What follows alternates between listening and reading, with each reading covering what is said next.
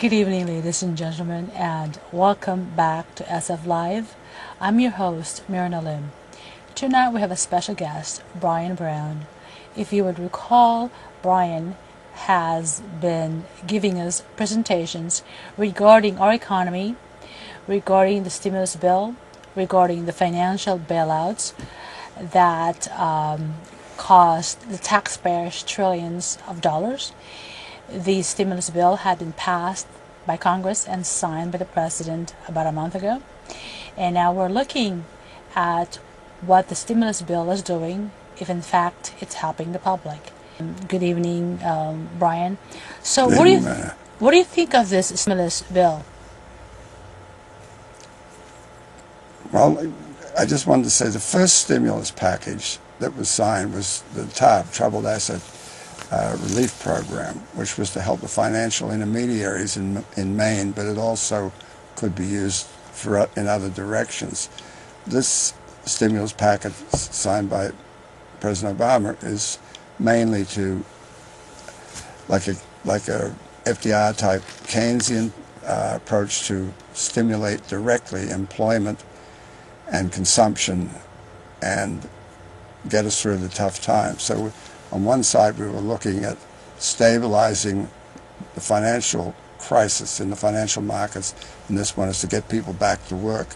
And of course, the two events are highly related. I mean, one caused the other, and they imploded back upon each other. I think it's a good idea. I don't have a lot of knowledge exactly how every dollar will be spent, but I think the important thing is to get it in the hands of those people who don't have any money now, so that they may support themselves and then support their grocer, and their grocer supports his wholesaler, and that whole chain, which in economics they call the multiplier, the employment multiplier effect. And that's what the president is trying to do. Do you think that the money now is going to people's hands, though? Mona, that's a tough question to ask, and it's a good question. It's an excellent question. I mean, if somebody is ill and they want to get medication to them, they try and put it into a vein directly. And the other way is they can give them a pill or something that takes longer. So I think what you're asking is this money getting in the consumer hands? Exactly. Exactly. And I don't know. I looked at some of the San Francisco projects in detail, and some of them look like the money, at least in the area of the San Francisco Public Utilities Commission, are going to more planning and not sending people marching with bulldozers and shovels out to the Irvington Tunnel and giving them jobs. Right. Although it's touted, the total package for the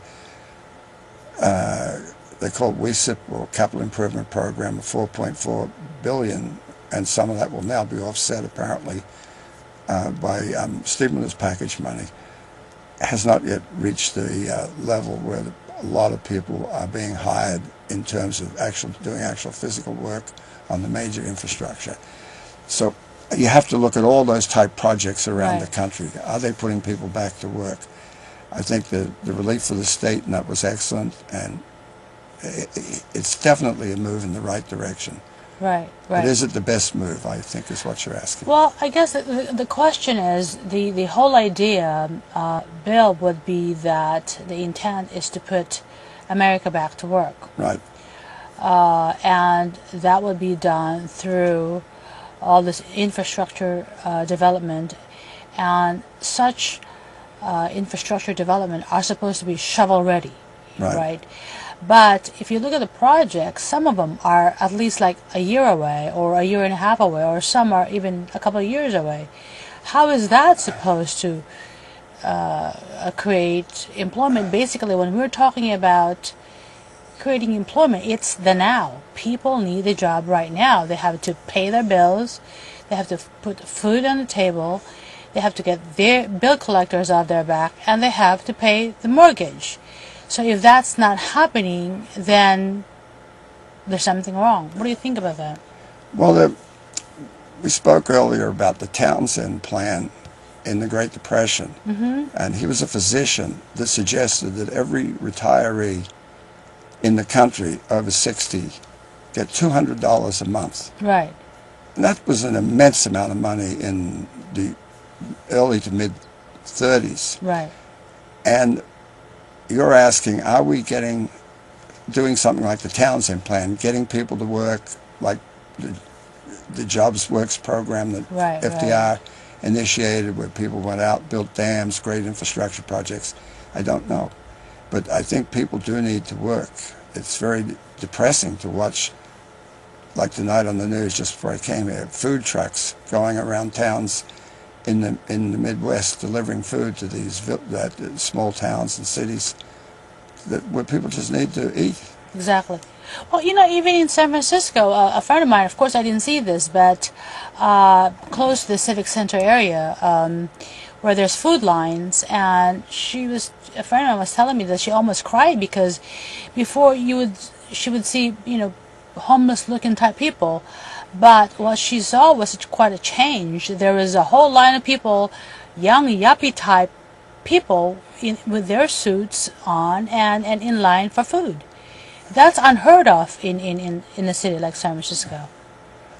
Yeah, I was hoping in a way that there would be a combination of a Townsend type plan for people that are unemployed and don't have any unemployment coverage. Exactly. And because there's some disincentive when you do that, because people might stop working or looking for work. But right now we need probably to look beyond that and think about getting people back to work and so forth.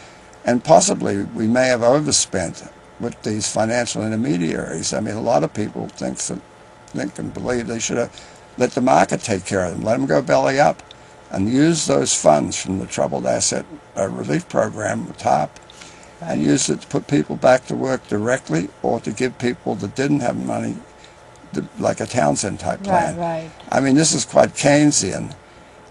And I don't think that this is the root of the problem. I think the root of the problem comes from the money supply and how it imploded and why it imploded. And we spoke about that the last time. But we now have a crisis. We have a crisis of hunger, of desperation, a lot of people out of work. And I think that the projects that I'm familiar with that San Francisco is seeking money for, I think will take maybe years to actually get people working on them. Exactly.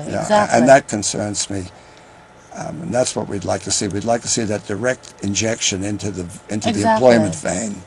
And we need that now, because we need people to get back to work, to feed themselves, their families, and all the people that depend on them. Well, I think the model that was created by Congress on the stimulus bill, it's like relying on the trickle-down theory, that they have layers upon layers of institutions that they have to fix, like the finance industry. They're trying to fix the finance industry and unlock the jam that on these credit market, and at the same time they're trying to fix the housing market with all the foreclosures, and at the same time trying to assist the different states like California to keep the state going with the firemen, the law enforcement, the teachers, and so on and so forth. So that's a lot. I think there's that long term that you need to fix. But the short term being is that people need the money now. People have to work now. And if you cannot create that job today, then you have to figure out a way to get the monies to people because they will spend it. Now, what comes to mind is a long time ago, you had the Peace Corps programs. You have like the employment development departments having training programs. You have VISTA programs. They put monies and training right within the reach of people.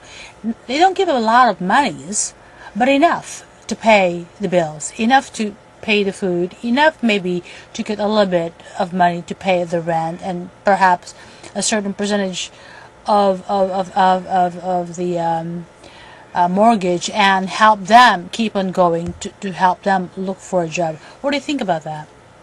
Well, I think that's very important, and I think tonight I heard the president at the Hispanic Annual Conference, and he was speaking about investing in education and making capital easier to acquire and tuition for students to go back to school, and for students of all ages, from young to old, and to invest and retrain. And I thought that was a good move. You know, they don't have a recipe for this. They didn't have like they drill for war. They apparently didn't drill for a major crisis like this. I think that one of the things they must do quickly is restructure the financial system.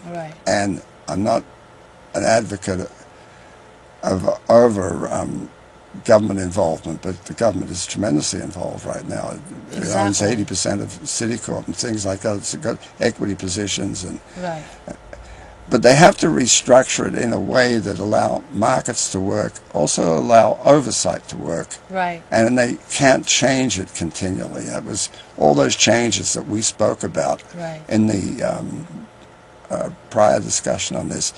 They need to have a non-discretionary model for regulating the financial industry, and they need to have strong oversight, the type of things that Madoff and that happened with the SEC knowing and being told that the guy had a Ponzi scheme going. And I think that they also need to be focusing on just what type of institutions can create money via the credit multiplier. Like, basically, that's what happened in 1999 when they passed the, what was it, the Bilili, I forget the exact name of the act. They merged the functions of banking with the... And get them out of their books and try to make them healthy again so that they can be healthy and start loaning people money. But at the same time, you have somebody who's starving to death. You have unemployment that just skyrocket. You cannot wait, you know, for the financial market to fix itself. No, I agree with you. I think that the first thing should have been a Townsend-like plan for these people that are in desperate straits, or something like that. Exactly. And the other thing is, I'm not suggesting for 1 minute overly regulating the industry. I'm saying set regulations that allow markets to work. Don't change them all the time like we've been doing, and change them in favor of whatever lobby group can get them changed so that they can get an edge.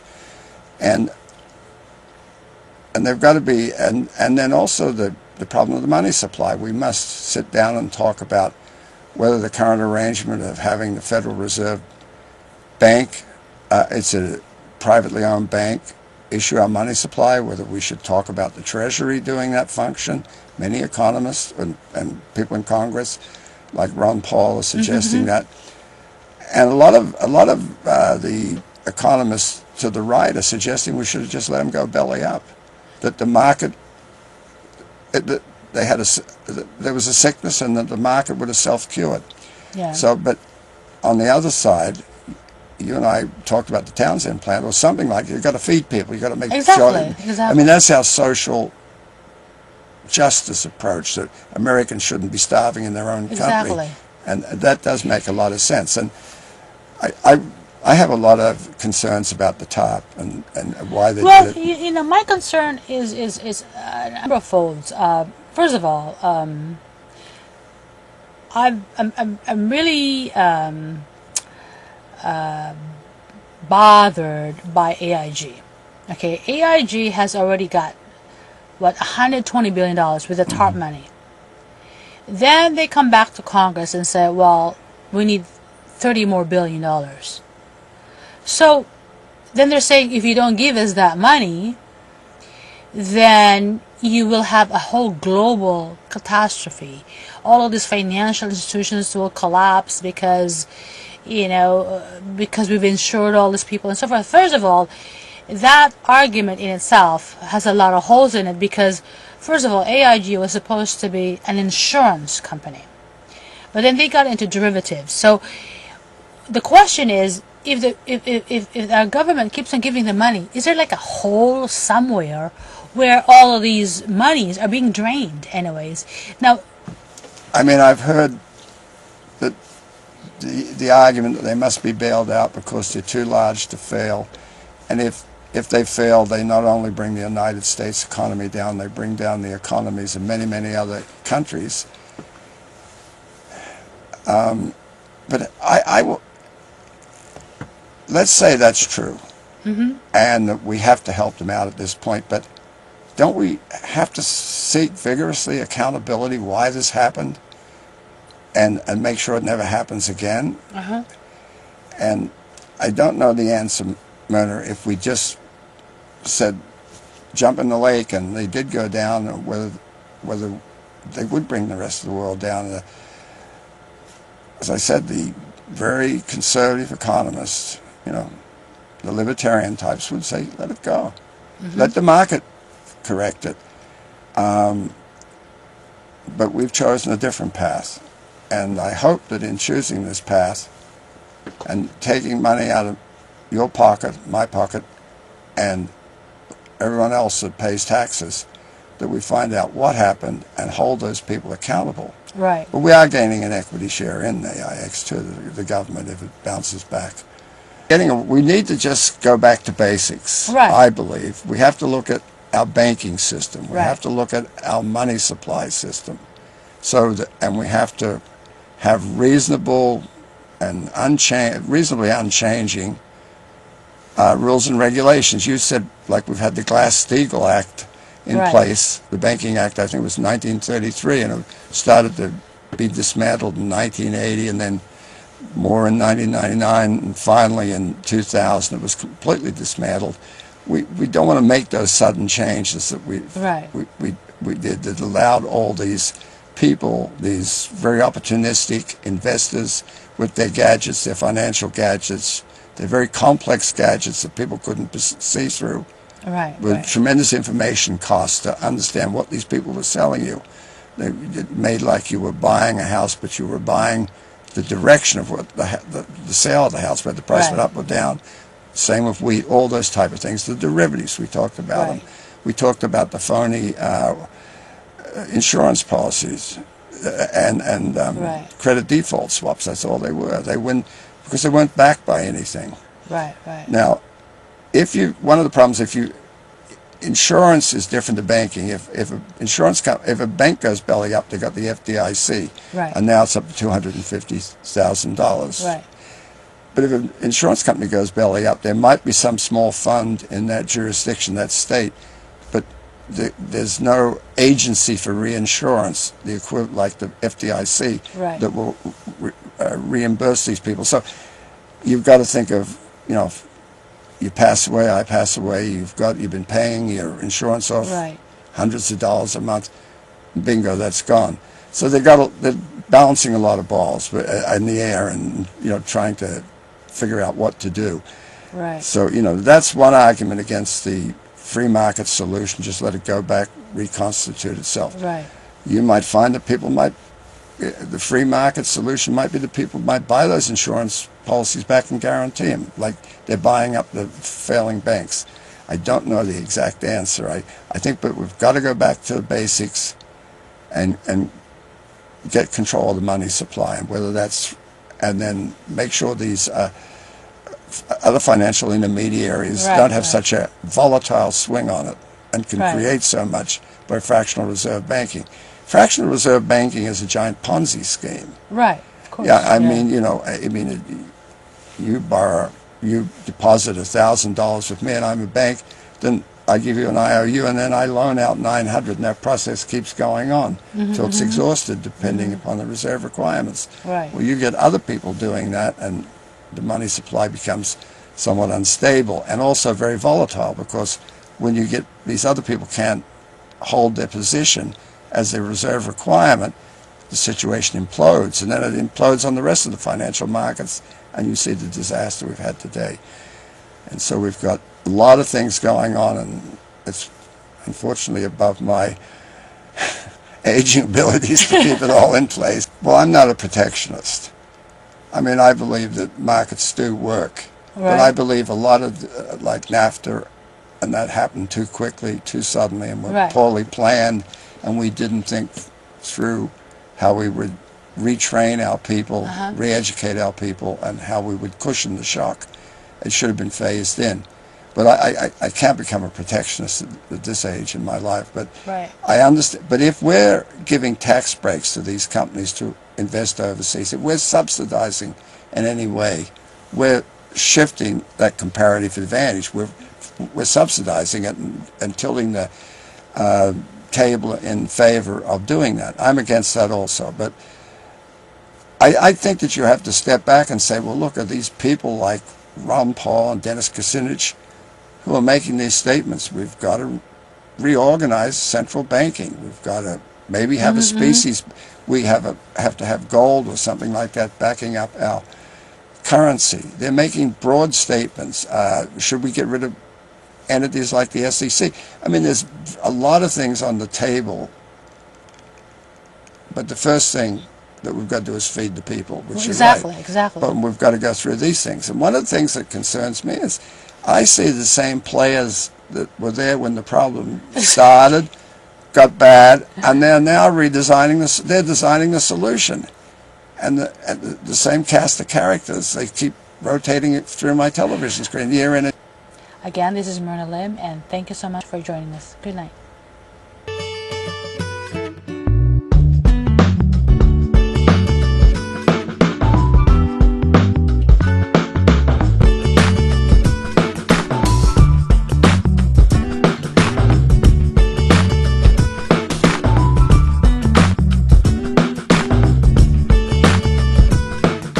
finance companies, the investment bankers, and whether the Fed had some control over the banking industry, where it would keep maybe a ratio of whatever 9 to 1, whatever it is, in terms of cash to outstanding debt. But these people went 30 to 1 and things like that, and they basically were unregulated. It was a shadow money supply that was built on very fragile foundations, which collapsed so quickly and imploded. In fact, I've read that it was equal to what the Fed estimates the total of, this M1, the most liquid, various M2, M3, M4. It was equal to M4, which is a lot of money out there. But it was very unstable, and so... Well, I remember the time when deregulation, banks were doing banking, investment banking were doing investment banking. Those were two separate things. And even in real estate, real estate brokers, real estate entities were separate from investment banking. Now, if you look at a lot of these huge buildings, a lot of them are owned now by financial institutions, quote. But what was striking, though, was when I talked to the guy from the Small Business Administration, and I says, well, there's no financing right now. And a lot of small businesses are losing money. Hey, if you can have B of A, if you can have Rite Aid, major corporations going bankrupt, what about the little guys, the little people? I says, how do we get financing to reorganize our small businesses and so forth? And basically, what he said? He says, well, banks would obviously have to look at affordability of payment. Well, hello, I mean, Small businesses are hurting just like everybody else. If you cannot apply the same parameter, the same standard, the standard for financing would be if you have an 800 score. How many people have an 800 score for financing? Well, how do you put that back together? Small businesses create 90% of the jobs. So that, in a sense, that's a problem right there. And businesses are not qualified to get unemployment, and could never, ever get that. So what gives? What do you think about that? That's a fairly complex question. One thing we didn't speak about in the last meeting was the 2005 Bankruptcy Act. The 2005 Bankruptcy Act, which Clinton refused to sign, which the Republicans and a number of Democrats had put before him, he refused to sign it. Bush did. And it's quite draconian. There are many things that are not accepted. There are many exemptions that you can't go into bankruptcy over, and so.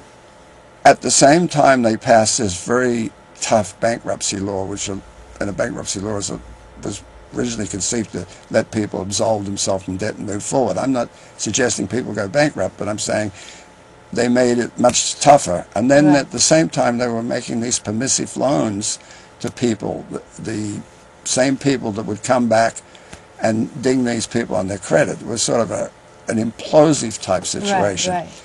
Now, how do we get the financial markets? Well, I think they're trying to do that. Right.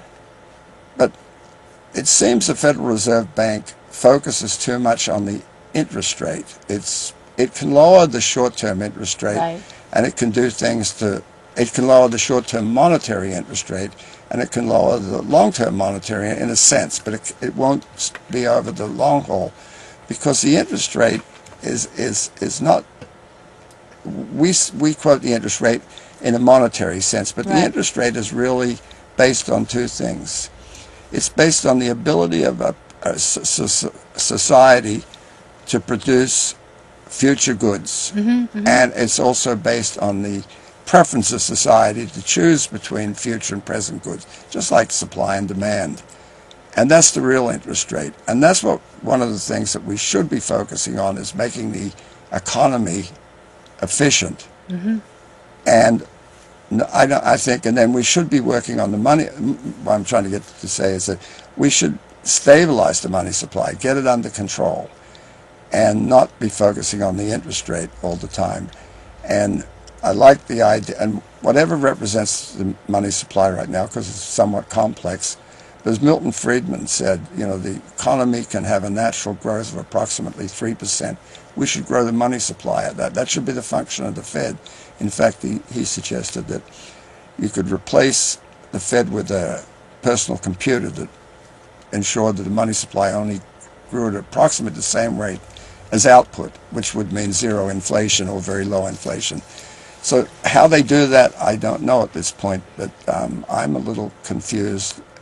I have been confused with Federal Reserve policy. It seems to be focusing not on the money supply, but on playing games with the interest rates. Well, see, here's the dilemma that I see. For the banking industry, we're saying, okay, we have to create regulations so that in the long term, these type of problems will not happen again. And at the same time, we have to deal with the toxic assets that the bank